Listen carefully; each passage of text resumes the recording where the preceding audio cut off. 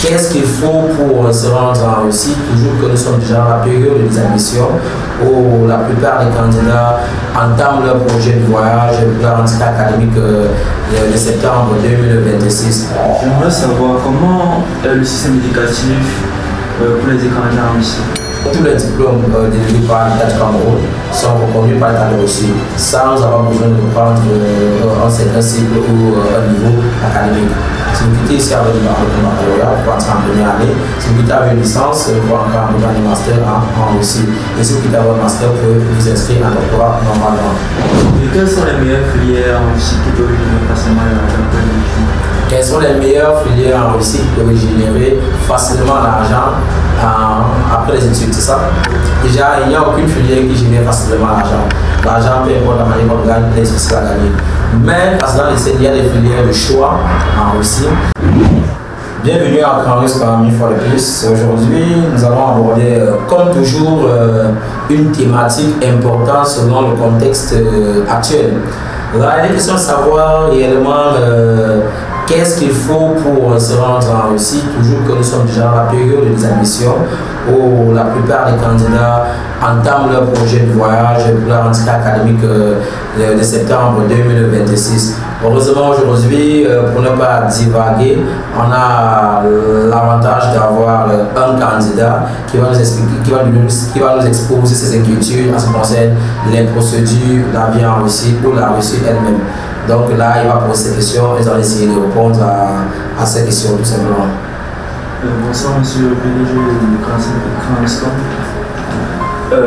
J'aimerais savoir comment est le système éducatif pour les étrangers en Russie. Ok. Déjà, j'aimerais savoir comment est basé le système éducatif pour les étrangers en Russie. C'est bien ça? Oui. D'accord. Déjà, il faut comprendre que la Russie a des accords académiques avec le Cameroun. Cela signifie que les diplômes que vous obtenez au Cameroun sont reconnus en Russie. C'est la raison pour laquelle vous pouvez voyager avec votre bac. Vous allez directement vous inscrire à l'université en Russie en première année. C'est vrai que la plupart des personnes passent par l'année de langue, qui est important. C'est important pour tout le monde pour pouvoir s'accommoder et apprendre la langue. Mais tous les diplômes délivrés par l'État du Cameroun sont reconnus par l'État de Russie sans avoir besoin de prendre un certain cycle ou un niveau académique. Si vous quittez ici avec le baccalauréat, vous pouvez entrer en première année. Si vous quittez avec une licence, vous pouvez encore arriver en master en Russie. Et si vous quittez avec un master, vous pouvez vous inscrire en doctorat normalement. Et pendant l'année des langues, est-ce que c'est juste l'année des langues? Si c'est juste la langue que vous apprenez ou bien il y a aussi d'autres trucs? Ok, déjà comprenez que c'est par but de langage qu'on appelle cela année de langue. En russe, on appelle ça année préparatoire. Vous comprenez? Lorsqu'on parle d'année préparatoire, vous comprenez que là, il n'y a pas que la langue qui intervient, il y a la culture. Et la langue que vous apprenez, elle n'est pas uniquement pour l'expression, elle est aussi spécifique à chaque domaine que vous allez faire. Ça veut dire que vous êtes ingénieur, elle est fait des cours de langue en lien avec votre domaine d'études. Donc, vous n'aurez pas à vous focaliser uniquement sur la langue. Il y a la culture, il y a la tradition russe, il y a tout ce qui concerne la vie courante en Russie que vous apprenez aussi pendant cette année-là. Le système éducatif, le système d'enseignement des cours, donc tout ce qui concerne votre adaptation pour la Russie, vous êtes enseigné en année de langue. Et quels sont les problèmes quotidiens en Russie? Pardon? Les problèmes quotidiens que les citoyens peuvent avoir. Déjà, les premières difficultés, les problèmes, on va pas de problème, déjà, on va appeler ça difficulté. Les premières difficultés qu'un Camerounais peut avoir, il y a la langue. C'est la raison pour laquelle nous, à Canrus, par exemple, nous insistons sur les cours de langue avant que vous ne voyagez, comme vous le faites ici dans nos locaux, les cours de langue. À côté de cela, nous avons effectivement, vous voyez, il y a le climat qui est différent. Ici, très rarement, nous pouvons aller en dessous de température de 20 degrés. Bon, en Russie, on navigue pratiquement dans les moins 5, moins 10 degrés, parfois moins 15 degrés. Donc le climat qui est un changement radical aussi. On a aussi la distance. Vous voyez, c'est un déplacement et forcément beaucoup de choses vont vous manquer. Entre la nourriture et vous ne pas habitué au repas russe, donc c'est toute une adaptation pour vous permettre de vous accommoder. Mais il faut comprendre que si les gens sont partis, ils ont appris la langue, ils se sont adaptés à la nourriture, à la culture et au climat, vous aussi vous pouvez le faire sans problème. Et quelles sont les meilleures filières aussi qui peuvent générer facilement l'argent? Quelles sont les meilleures filières en Russie qui peuvent générer facilement l'argent après les études, c'est ça? Déjà, il n'y a aucune filière qui génère facilement l'argent.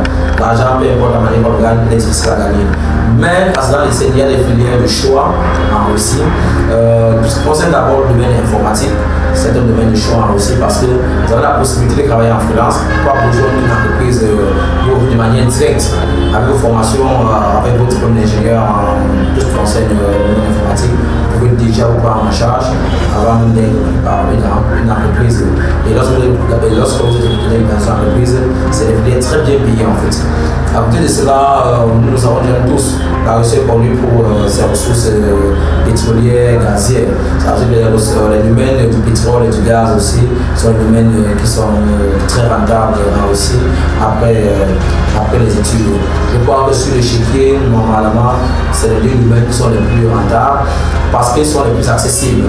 La médecine est aussi rentable, mais elle engorge beaucoup plus de difficultés que ces deux domaines.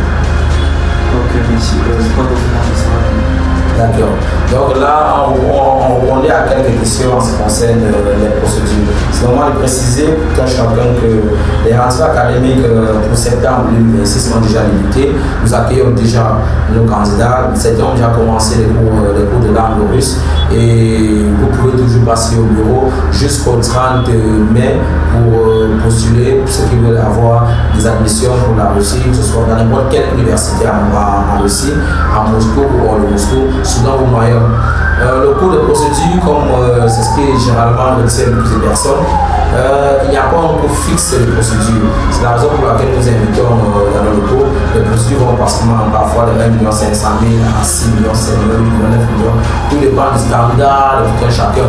Mais ici à Campus Caram, nous personnalisons chaque procédure, chaque candidat et nous adaptons chaque candidat à une procédure bien précise selon ses moyens pour que nous puissions faire réellement de chaque rêve une réalité telle que le veut notre devise ici. Nous espérons que nous avons répondu à vos questions. D'accord. Et rendez-vous aux prochaines éditions avec d'autres questions en ce qui concerne l'immigration en Russie et d'ailleurs partout dans le monde.